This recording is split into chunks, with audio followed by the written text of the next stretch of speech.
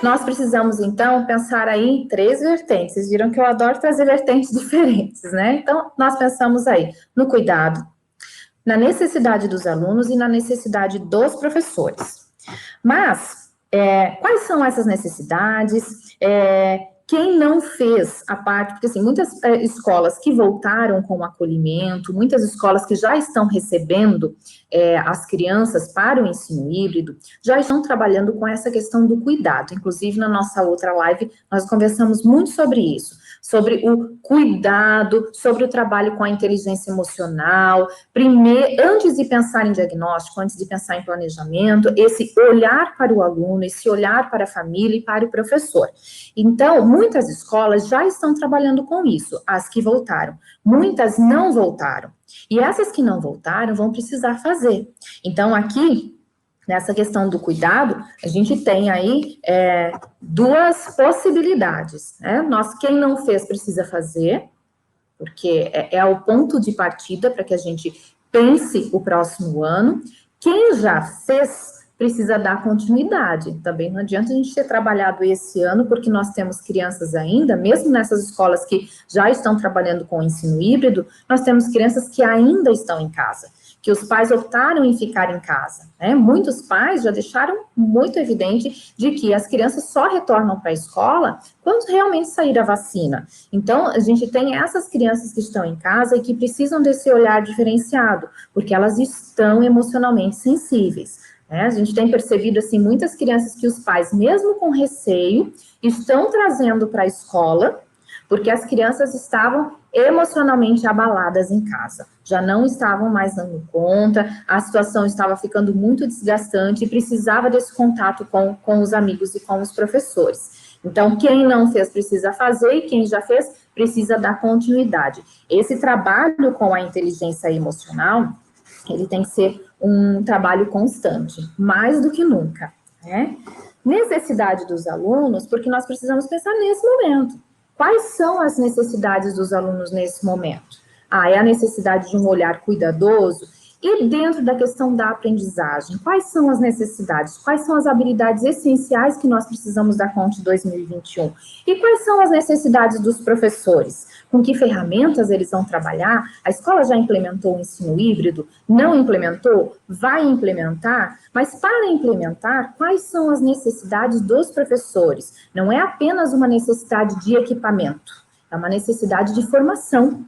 Existem alguns pontos dentro do ensino híbrido que a gente precisa trabalhar na formação com os professores para que eles deem conta, porque senão vai acontecer como lá no início do remoto. Todo mundo ficou desesperado da noite para o dia para conseguir implementar o remoto e vai acontecer novamente no momento de implementar o híbrido. Por isso a gente tem que planejar com antecedência para que esse processo seja um pouco mais tranquilo, minimizando então os impactos emocionais. E a sondagem, né? A tal da sondagem que todo mundo fala.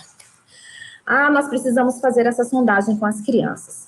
Não é só com as crianças. A gente precisa também fazer a sondagem com as pessoas que trabalham na escola. Né? Os professores, os coordenadores, a equipe de manutenção, a equipe de limpeza. Então, a gente tem que fazer esse levantamento das perdas, até para entender como que está a saúde mental, a saúde emocional da comunidade escolar. Então, a gente começa fazendo esse levantamento justamente para propiciar para aqueles que tiveram essas perdas significativas, momentos de escuta. Né? A escola, ela não está ali apenas para trabalhar as aulas, os conteúdos com as crianças, não. A escola tem uma função social e a gente tem que aprender a olhar para o outro.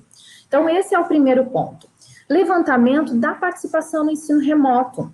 O professor, a coordenação, a orientação, precisam ter claro quem conseguiu participar, quem não participou, quem nunca enviou nenhuma atividade. Pensando numa escola que ofertou o ensino remoto, a escola pública, de um jeito ou de outro, acabou ofertando algum estímulo para as crianças, mas elas aproveitaram? Houve retorno? Elas participaram? Qual a diferença de quem participou e de quem não participou? Quem não participou por quê? Porque não teve acesso, porque os pais não conseguiram organizar essa rotina dentro de casa, porque foi resistente, realmente não conseguiu entrar nas aulas. Por que não participou? Todos esses pontos vão ser fundamentais no momento de fazer esse planejamento de 2021. E aí, então, a gente vai para a verificação de aprendizagem, que todo mundo vem falando, da tal da verificação de aprendizagem.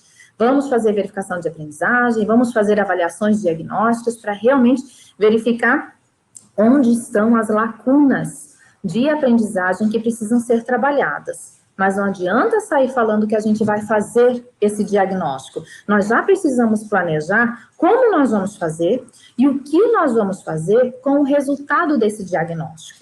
Primeiro, para fazer essa sondagem, a gente tem que pensar como nós vamos organizar e o que nós precisamos verificar na sondagem. Eu vou fazer uma sondagem em cima dos conteúdos, eu vou fazer uma sondagem em cima das habilidades. Então, eu preciso ter muito bem planejado quais são, retomando a minha fala, as habilidades fundamentais para que essa criança consiga prosseguir no próximo ano.